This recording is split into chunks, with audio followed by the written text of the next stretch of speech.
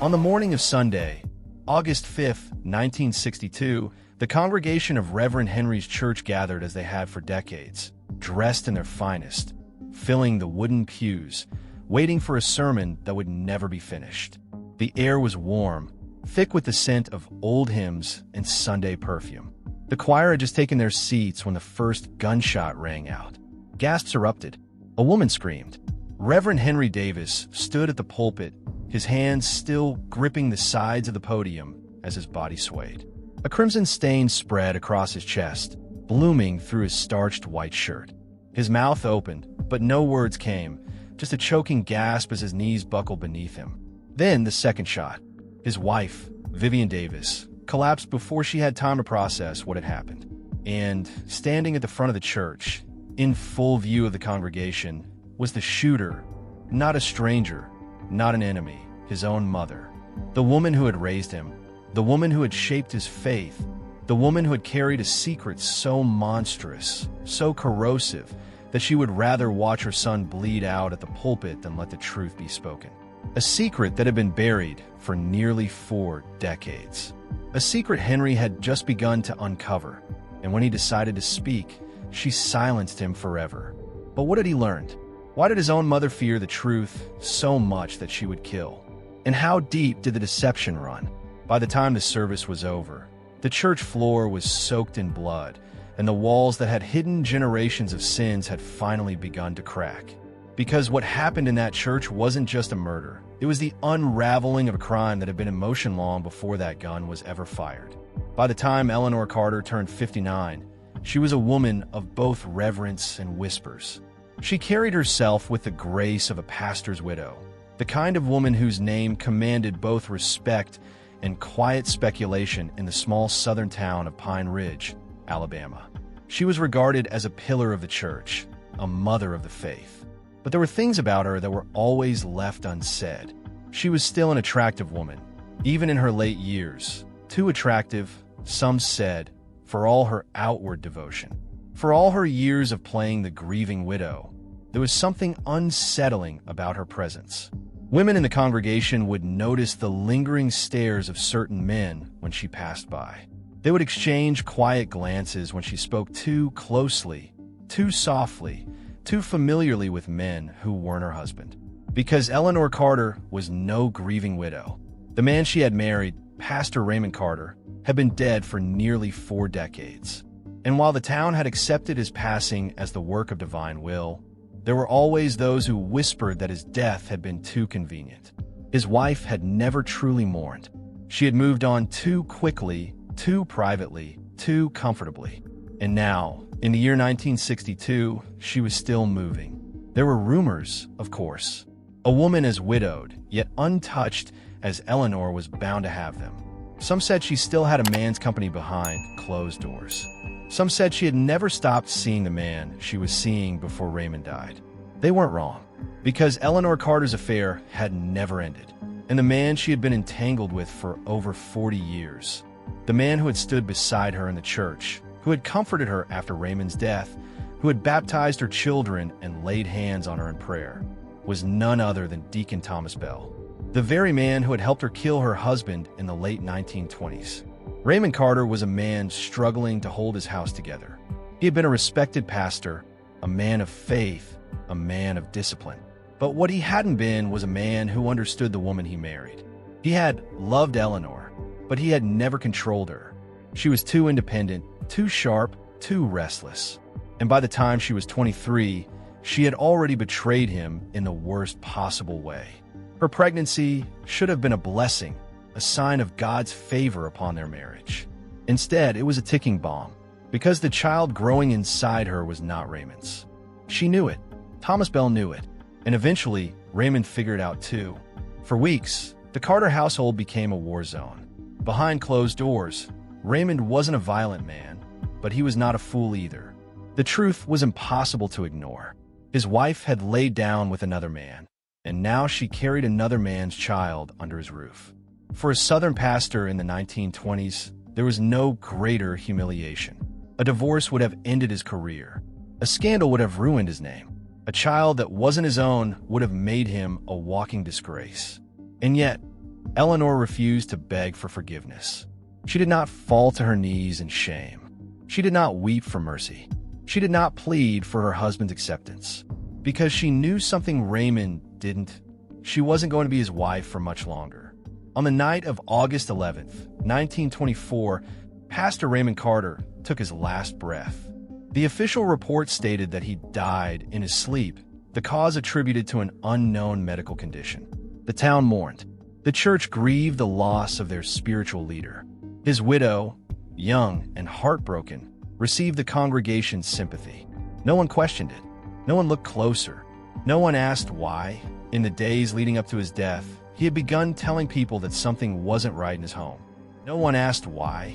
In the years following his death, Eleanor and Thomas never truly stayed apart. For nearly 4 decades, they had kept their crime buried beneath a church built on lies. But sins don't stay buried forever, because the son they had protected, the son they had raised under a false name, the son they had unknowingly married off to his own sister, was about to unearth the truth. And this time, Eleanor would not let the past resurface, not without blood. For years after Raymond Carter's death in 1924, Eleanor Carter played the role of a grieving widow perfectly. She stood in the front pew every Sunday, dressed in dignified black, her head slightly bowed as if still carrying the weight of loss. The congregation admired her strength, a woman of God, resilient despite tragedy. But behind closed doors, Eleanor had already begun reshaping her world. With her husband gone, she had no intention of living in the shadow of a dead man. She still had her child, the one that wasn't Raymond's, but had been forced to carry his last name. She had Thomas Bell, the man she had always wanted. The man who had helped her dispose of her husband like he was nothing more than an obstacle. And she had a church willing to follow her lead. For the next decade, Eleanor lived without suspicion. She ensured the church flourished under her guidance, subtly influencing the men who now took charge, ensuring they never looked too deeply into the past. And as for Thomas, he never officially moved into her home, but there was no need for that. Their affair never ended. It only became more strategic. They were careful, calculated, and controlled. Until 1926, when everything threatened to collapse again. The birth of Simone Wells was an unexpected complication. Thomas, now married to Martha Bell, had tried to leave Eleanor behind. At least on the surface, he had taken a proper wife, a woman untainted by crime, a woman whose innocence made him appear respectable. But Eleanor never really let him go. She was always there, always close, always watching. And when Thomas's new wife gave birth to a daughter, Eleanor saw something different. It wasn't just a child, it was a risk. Because now, there was another branch of Thomas's bloodline living in the same town. Another child that could one day ask the wrong questions. But the town didn't see the tangled mess of deception underneath. All they saw was 2 respected families raising children in the same church. And no one knew that those 2 children were siblings. Through the late 1920s and into the 1930s, Michael Carter and Simone Bell grew up together, unaware of the bond they truly shared.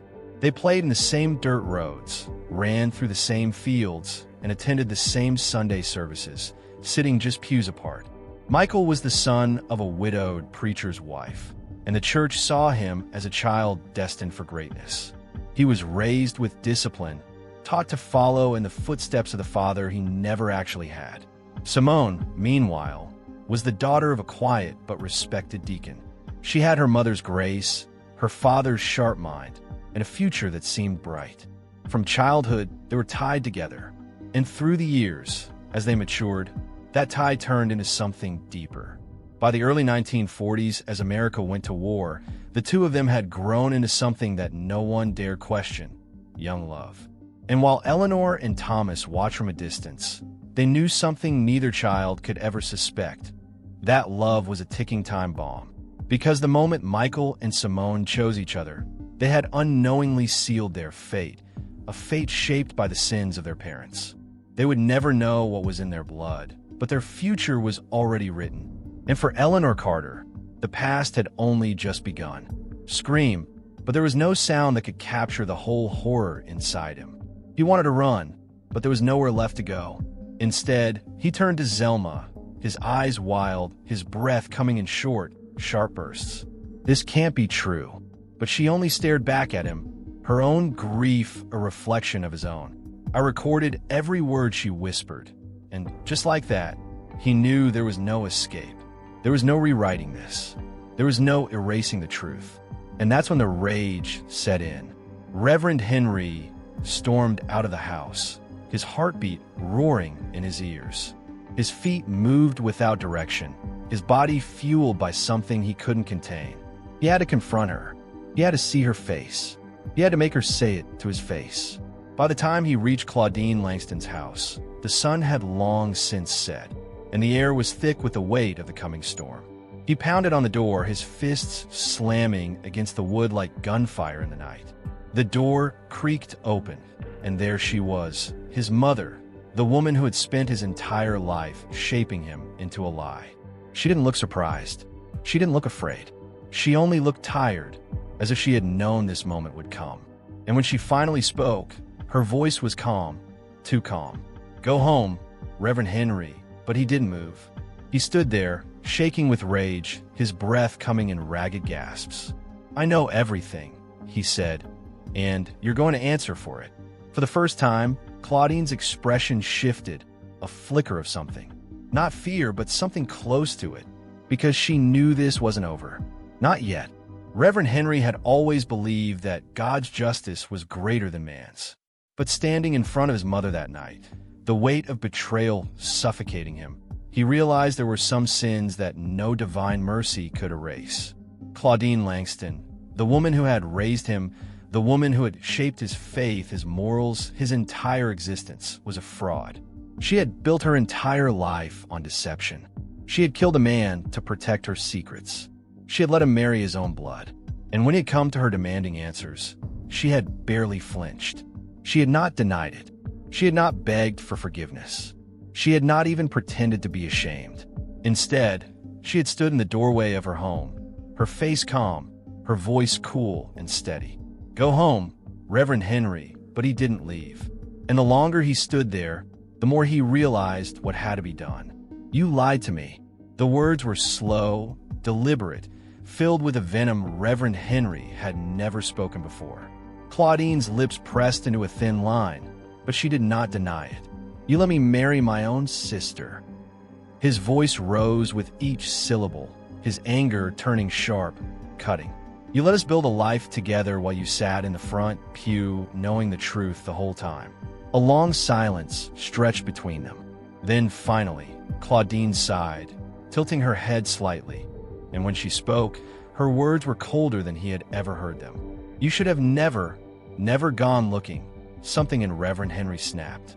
His hands curled into fists, his body trembling with fury. "I'm going to the pulpit this Sunday," he said, his voice shaking with rage. Claudine's breath hitched, her nails digging into the edge of the doorframe. "I'm going to tell the church," he continued, stepping closer, his face inches from hers. "I'm going to tell them about you, about Josiah, about what you did to my father." For the first time, Claudine's mask cracked, a flicker of something. Panic, fear, realization. Reverend Henry saw it, and he knew. She wasn't afraid of what the congregation would think. She wasn't afraid of scandal or shame. She was afraid of losing control, because her entire world was built on the lie she had created. And if that lie crumbled, so did everything she had spent 4 decades protecting. Reverend Henry stormed back home, his blood boiling. He couldn't sleep. He couldn't think. The rage was too loud inside him. Zelma watched him from across the room, her hands clasped together, her body rigid. "What are you going to do?" she finally asked, her voice barely above a whisper. Reverend Henry turned to her, his eyes dark with determination. "I'm going to tell the truth." The words were simple, final, absolute. Zelma's throat tightened because she knew this wasn't just about the truth anymore. This was about power. This was about control. This was about a woman who had killed once before and might do it again. Claudine Langston would never let herself be exposed. And if Reverend Henry was going to stand in front of the church this Sunday, he was giving her only one option. She had to silence him before he could speak. Sunday morning in Pine Bluff had always been predictable.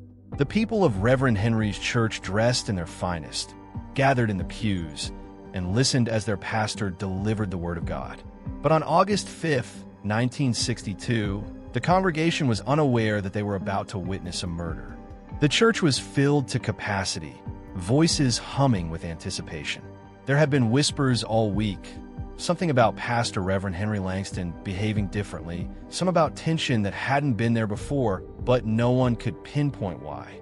Claudine Langston sat in her usual place, front pew, spine straight, hands folded in her lap. Her expression betrayed nothing to anyone watching. She was simply a widowed pastor's wife, a devoted woman of faith. But inside her mind, the decision had already been made. Reverend Henry Langston had given her no choice. He had spent the past few days preparing. His sermons had been rewritten, his mind made up. He had paced the floors of his home, rehearsing the words that would shatter the world around him. The truth could no longer be contained, not when his entire life had been built on a lie. Zelma Langston had been watching him closely, feeling the weight of what was coming. She had tried to mask her dread, but it was there in the way she moved, the way her fingers trembled when she adjusted her hat that morning. She had already heard the truth, already played the recording, already felt the slow decay of the life she thought she knew. But today, the world would hear it too. Reverend Henry stepped onto the pulpit, a place he had stood for years, a place where his father had once preached before him. The Bible lay open before him, his notes tucked carefully between the pages. The congregation settled in, waiting, and Claudine, still in the front row, tightened her grip around the object inside her purse. The air inside the church felt different, charged with something that no one could name, but that everyone could feel. Reverend Henry was about to speak, and Claudine was about to stop him.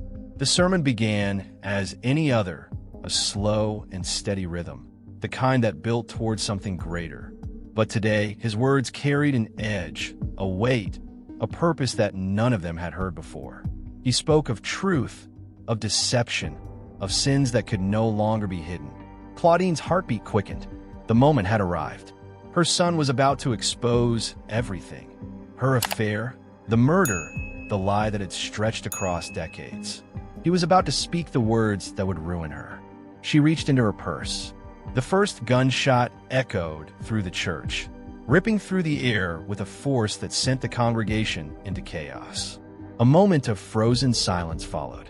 Reverend Henry staggered back, his hand gripping the edge of the podium, his body jerking as blood bloomed across his chest.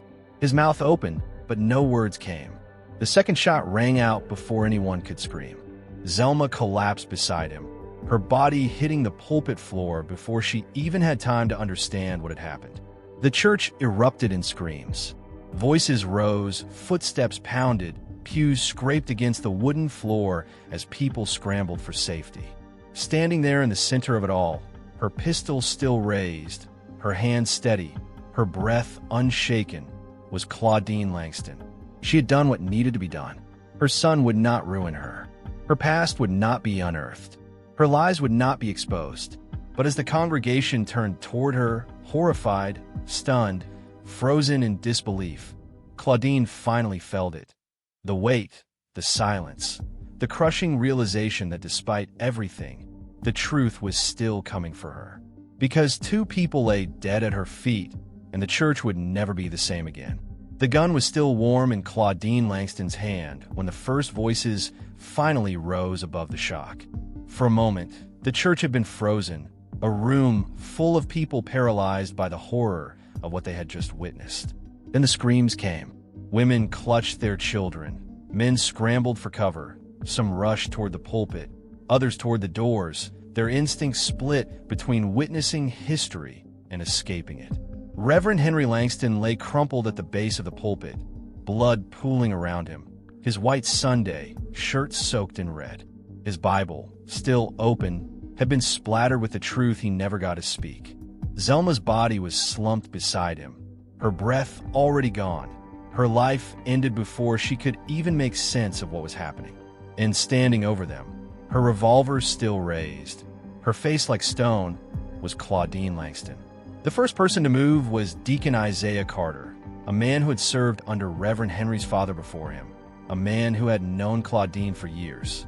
He knew the kind of woman she was, and yet, even he stood frozen in place, eyes wide, mouth slightly agape, as though his mind couldn't quite comprehend the scene before him. He had been there when the first rumors started circulating about Claudine's past, but this was a reality he never thought would materialize. "Claudine?" he whispered, the name barely escaping his lips. It felt wrong, like a dream he couldn't wake up from. She did not answer. Her eyes, though filled with coldness, seemed to glance at everyone around her, making no effort to hide the truth of what she had done. Her face remained unreadable, her hands firm on the gun she still held. But for the first time in decades, she was not the unassailable figure they had all believed her to be.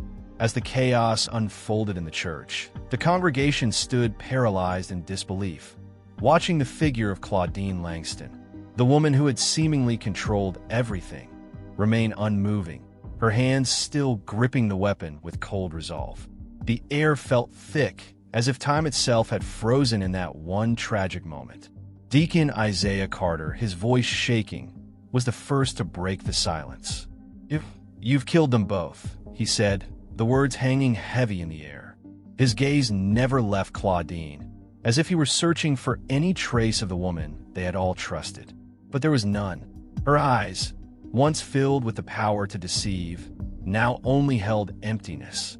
Claudine Langston was no longer the unshakable matriarch she had once been. She was a woman caught in the aftermath of her own twisted web, a web woven over decades, filled with lies, betrayal, and murder. But even as the deacon's words hung in the air, something shifted. Outside, the sound of sirens grew louder, breaking through the tension, signaling that the world was moving again. People began to move, slowly at first, then with increasing urgency. The once quiet church now buzzed with voices, questions, and whispers as the reality of what had happened settled in. Claudine's gaze flickered for just a moment to the lifeless bodies of her son and daughter-in-law, the victims of her own monstrous deeds. Her shoulders slumped, and the weight of it all crushed her. The truth had come. She could not run from it any longer. Her reign was over. There was no escaping the consequences of her actions. The first police officers rushed in, guns drawn, and though Claudine's hand remained steady, they didn't need to fire. She dropped her weapon, her face a mixture of relief and defeat, as if, in that moment, the realization that justice was finally in motion had drained the last of her strength. Claudine was cuffed, and as she was escorted out of the church, her eyes met the gaze of the stunned congregation. Some watched with pity, others with disdain, but no one tried to stop the inevitable. The truth was too powerful to be ignored now. As the doors closed behind her, leaving the church to its grief, the community was left with the stark reality of their loss, but also with a sense of finality. Reverend Henry Langston, despite the violence that ended his life, had, in his own way, ensured that the truth had found its voice. Justice had been served, not through vengeance, but through the inevitable collapse of a lie that had built too high and too wide. Claudine Langston had silenced one truth with blood, but she could not silence them all. Her empire of deception had crumbled, and now, the church, the town, and the world could begin to heal, knowing that the truth, no matter how bitter or painful, had been brought into the light. And though the scars of the past would never fade, the people of Pine Bluff could finally begin to rebuild, not on a foundation of lies, but on the solid ground of truth and justice.